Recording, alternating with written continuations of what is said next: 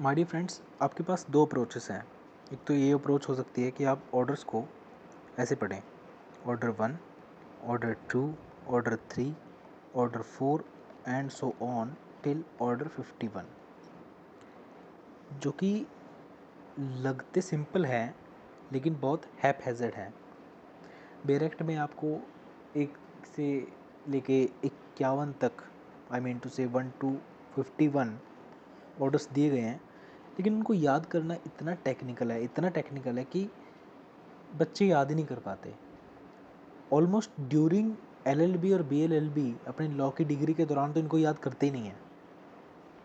ठीक है, तो हमें क्या समझना है कि हमारे पास दो अप्रोचेस हैं, हो सकती हैं। एक तो हम इनको सीरीज़ में याद करें, एक हम इनको कुछ ग्रुप्स में डिवाइड कर लें।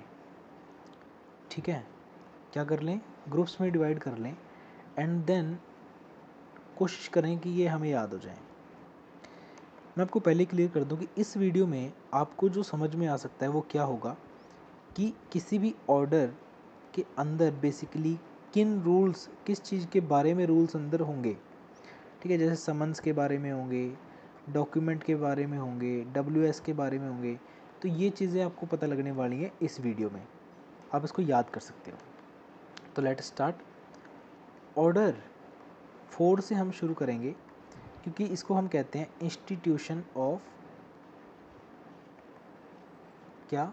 सूट। और सूट क्या होता है? सिविल केस, है ना।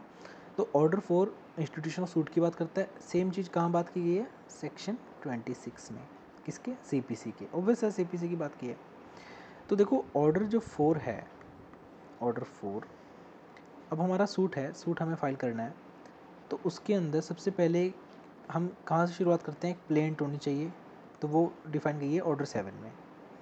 प्लेंट, एक प्लेंट कैसे बनती है, उसके कुछ प्रिंसिपल्स होते हैं, ऑर्डर 6 में बताया गया है।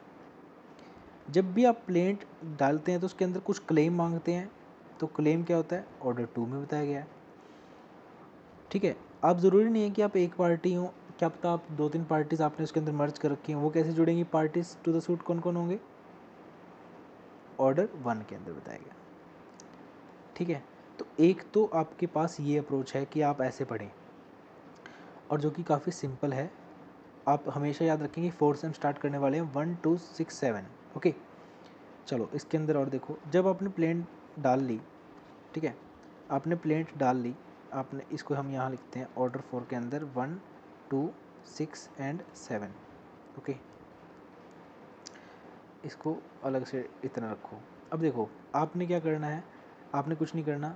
अब जो काम करेंगे, कोर्ट समन भेजेंगे डिफेंडेंट को, वो जाता है ऑर्डर 5 में। ठीक है, फिर क्या होता है? वो क्या करेगा? या तो वो खुद आ जाएगा इन पर्सन, क्या करेगा? या फिर वो क्या कर सकता है? खुद आ जाएगा, या एजेंट को भेजेगा। खुद एजेंट भी नहीं भेजा तो अपने प्लीडर को भेजेगा। ये चीज़ बताई गई है ऑर्डर 3 में। ठीक है, ऑर्डर 5, ऑर्डर 3, इतना समझ आ रहा है? चलो अब आगे बात करो। ऑर्डर जो 8 है, अब देखो कहाँ तक कवर कर लिया? 1 2 3 4 5 6 7 कर लिया। 8 की बात आती है। 8 में आता है WS। WS क्या होता है? Return statement. रिटर्न स्टेटमेंट जो है वो 3 प्रकार की हो सकती है। या तो वो होगी डिफेंसिव, या वो होगी ऑफेंसिव, या वो होगी सेट ऑफ करने वाला मामला। ठीक है, इसका मतलब क्या है कि जैसे ही प्लेंट डालता हूँ मैं कहता हूँ कि बी ने मेरे 10 लाख रुपए देने हैं। क्या देने हैं? 10 लाख रुपए। अब बी जो है वो, या अगर डिफेंसिव देगा तो क्या बोलेगा? देखो जी, मैंने इसके 10 लाख रुपए नहीं देने हैं, ठीक है, हमारा ऐसा कोई वो लेन देन नहीं हुआ, ये हुआ, ऐसे डिफेंस मिलेगा।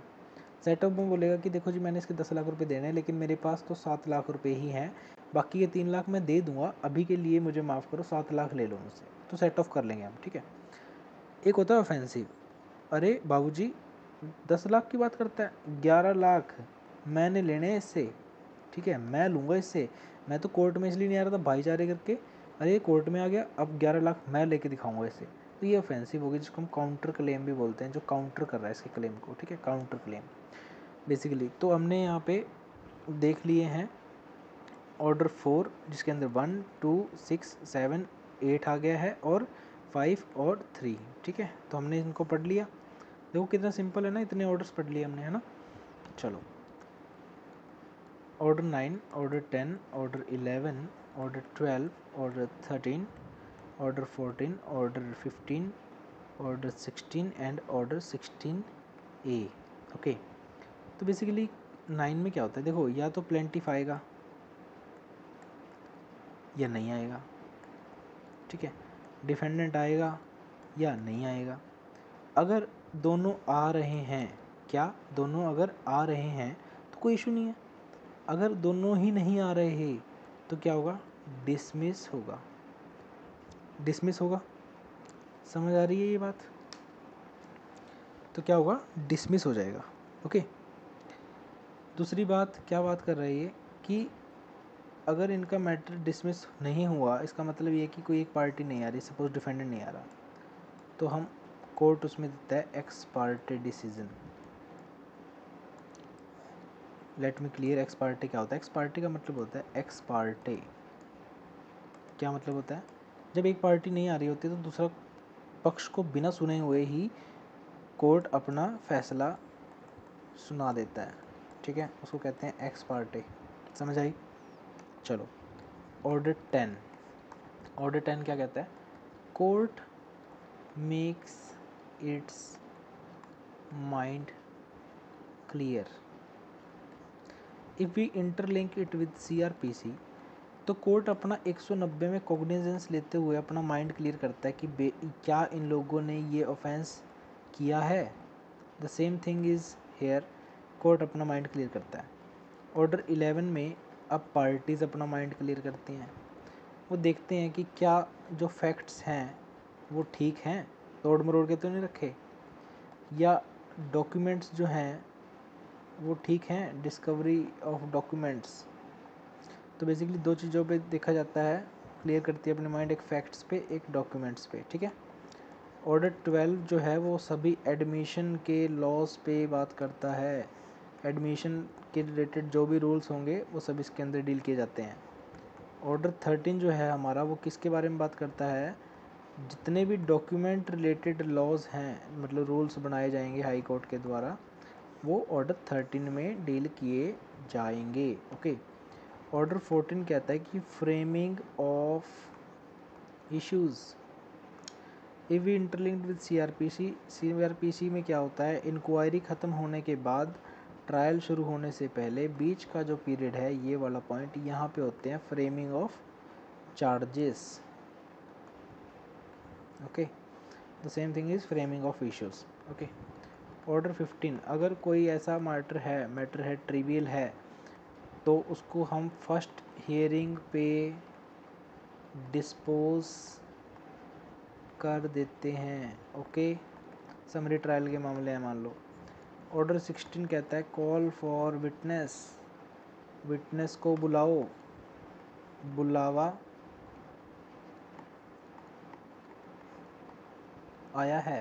ओके, कोर्ट ने बुलाया है। ओके, ऑर्डर 16A कहता है कि बुलावा तो आया है लेकिन ये ससुराल में है, मतलब जेल में है, तो प्रिजन में है, तो उसके रिलेटेड जो भी लॉज होंगे वो यहाँ पे डील किए जाएंगे। देखो यार, कोर्ट कहता है कि देखो तुम मुझसे इतना काम करवा रहे हो, मैं काम करते करते अब गया हूँ थक, तो मैं जा रहा हूँ छुट्टी पे, मैं कर रहा हूँ एडजर्न। तो एडजर्नमेंट के रिलेटेड जो लॉज हैं वो 17 में है। ओके, अब आता है मोस्ट इम्पॉर्टेंट, कहता है कि छुट्टी काट के आ लिया मैं, अब मैं आ गया ट्रायल पे, तो ट्रायल पे आया हूँ, अब मैं काम करूँगा सभी। तो ऑर्डर 18 में बात करते हैं ट्रायल की।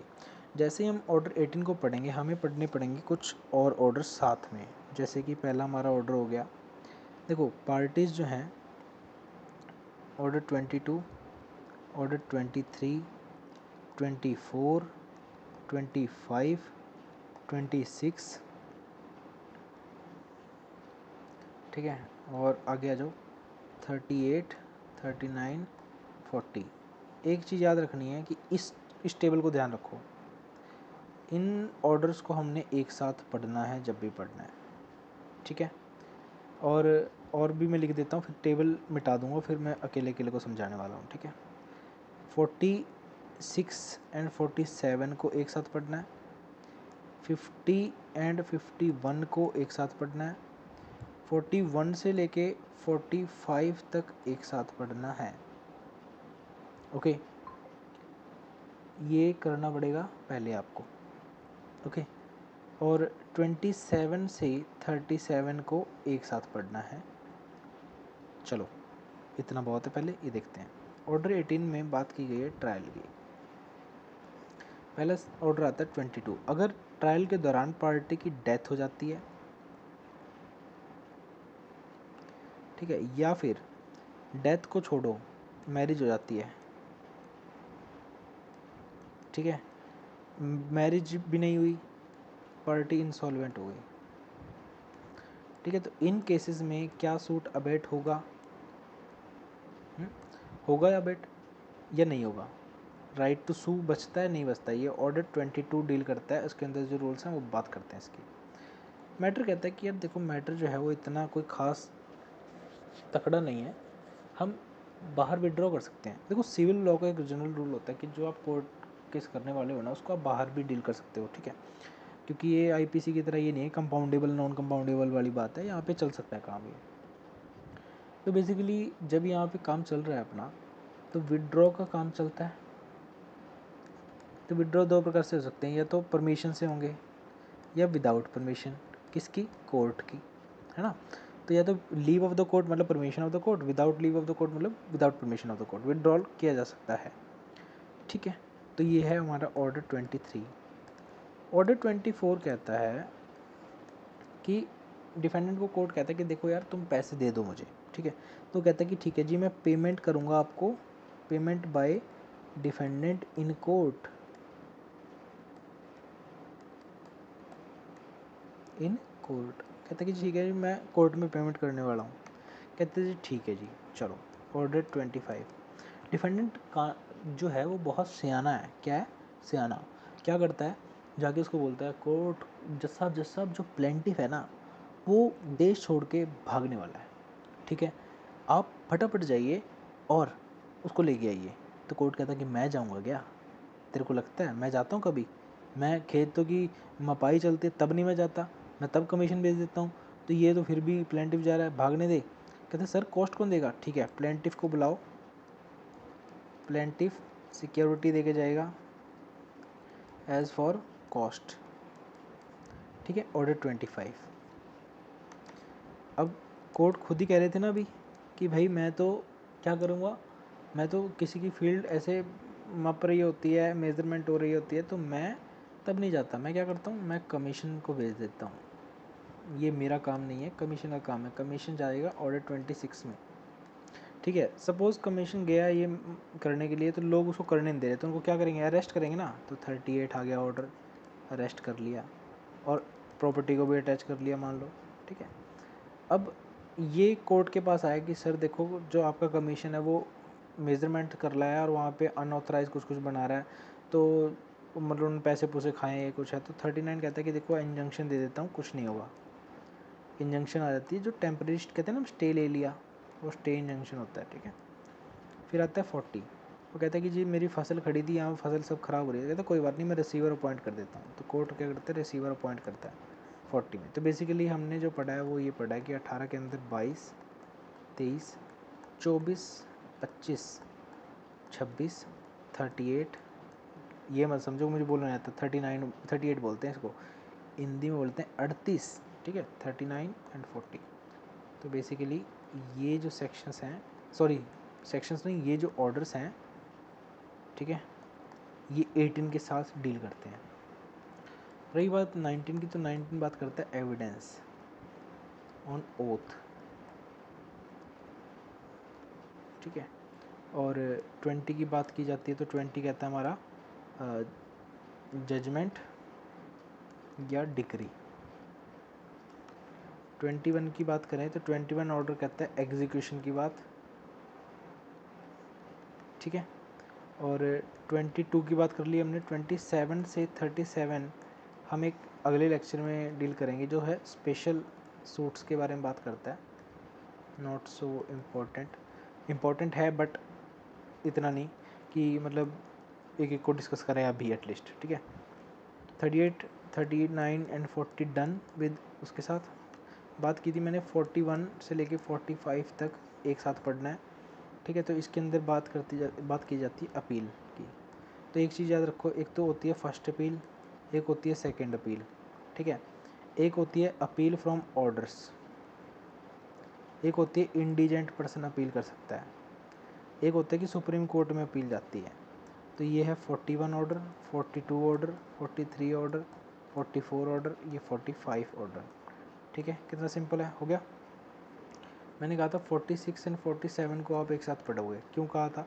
क्योंकि जो हमारा 46 है क्या करता है, वो बात करता है हमारा रेफरेंस की। 47 की बात की जाए तो रिव्यू की, ओके। अब आ जाओ 48 एंड 49 को मैंने कहा एक साथ पढ़ो, क्यों कहा? 49 में बात की चार्टेड हाई कोर्ट की, ठीक है। 48 बात करता है मिसलीनियस की, इसके अंदर रूल्स बनाए जाते हैं, ठीक है। मैंने कहा फिर 50 और 51 को एक साथ पढ़ो, क्यों कहा? ये प्रोविंशियल स्मॉल कॉजेस कोर्ट्स की बात करता है, सेक्शन 7 CPC। ये बात करता है section 8 presidential small causes courts, ठीक है। समझ हो गया? क्लियर? आ गया समझ में? चलो देखो, ऑर्डर 4 1 2 6 7, ठीक है। WS order 5, sorry summons order 5, order 3, WS order 8, ठीक है। फिर बात आई कि भाई x Partey order 9, parties clear mind order 10, order 11, court का और पार्टी का दोनों का आ गया, ठीक है।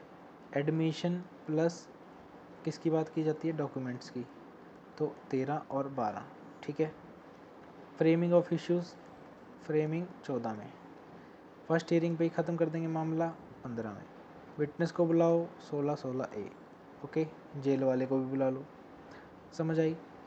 चलो मैं थक गया, मैं एडजमेंट देता हूँ 17 में, ट्रायल आ गया, चलो रेस्ट करके आ लिया, ख़त्म हो गया। 22 में पार्टी मर गई जी, डेथ हो गई जी, इंसॉल्वेंट हो गई जी, या फिर जी वो हो गया, क्या कहते हैं उसको, मैरिज हो गई जी, उसकी लड़की थी वो, शादी हो गई जी उसकी, चली गई अपने घर, ठीक है।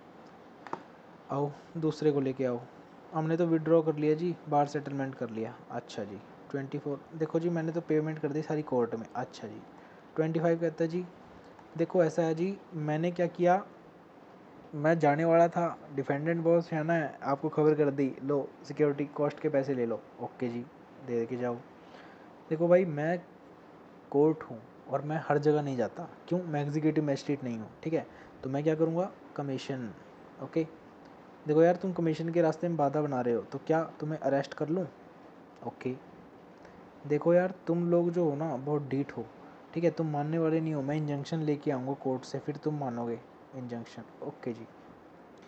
यार मेरी तो सारी फसल ख़राब हो जाएगी अगर मेरे को ऐसे कर लिया, ज़मीन, कोर्ट रिसीवर अपॉइंट कर दो जी प्लीज़, ओके। तो बेसिकली ये सेक्शंस आपने, ये ऑर्डर्स आपने पढ़ ली। अब आ गया ऑर्डर 19 बात करता है एविडेंस की, ठीक है। 20 बात करता है जजमेंट और डिक्री की, ठीक है। 21 बात करता है एग्जीक्यूशन की। इतना क्लियर है? 27 से लेके 37 तक हमारी बात की जाती है स्पेशल सूट्स की, ओके। 38, 39 ये कमीशन 26 है, ये 38 है, ये 39 है, ये 40 है, ओके। आ जाओ 41 से लेके 45, ये क्या बात करता है? अपील्स की। 46 and 47 review and revision, 48 miscellaneous, 49 chartered high court, 50 and 51 किस चीज़ की बात करता है? 50 एंड 51 ऑलवेज डील विद पहले प्रोविंस फिर प्रेसिडेंसी, ठीक है। प्रोविंशियल 50 के लिए, 51 के लिए प्रेसिडेंशियल। सेक्शन भी याद कर लो 8, इसके लिए 7, ठीक है। तो आई थिंक कि आपको ये क्लियर हो गया। वो देखो हैंड राइटिंग गंदी है, ठीक है, चार्ट बना लो, तुम समझ लो कहाँ कहाँ क्या बोला मैंने, ठीक है, तुम्हें समझ आ जाएगा। एक चीज़ बता देता हूँ तुमको इसके अंदर, ओह तुम बताओगे तो मुझे इसके अंदर, मैंने बात की चार्टेड हाई कोर्ट, किसमें, 49 ऑर्डर में, है ना। तुम मुझे ये बताओगे कि मैं तुम्हें बता रहा हूँ, देखो फेडरल जो कोर्ट है 1935 में बना था गवर्नमेंट ऑफ इंडिया एक्ट के तहत, जिसको आज हम बोलते हैं सुप्रीम कोर्ट ऑफ इंडिया, ठीक है। लेकिन ये हाई कोर्ट जो है, हाई कोर्ट सबसे पहले कब बने थे, आप मुझे कमेंट में बताएंगे, ठीक है, बताओ मुझे। फिर हम इसके बाद एक कोर्ट ऑफ सिविल जुडिकेचर भी आता है, ये सब चीज़ें बात करेंगे, स्मॉल कॉजेज़ वगैरह वगैरह क्या चीज़ होती हैं, ठीक है। तो अगर आपको वीडियो अच्छी लगती है तो प्लीज़ यार सब्सक्राइब करो आपके अपने यूट्यूब चैनल अमीकाजिनस को, ठीक है, और लाइक करो वीडियो को। ऑर्डर्स जो हैं वो एक बार वीडियो को फिर से देख लो अगर नहीं समझ में आ रहा तो, ठीक है, हो जाएगा क्लियर, नो डाउट, इतना कोई टेक्निकल चीज़ नहीं है, ठीक है। तो थैंक यू सो मच आपका इतना कीमती समय मुझे देने के लिए।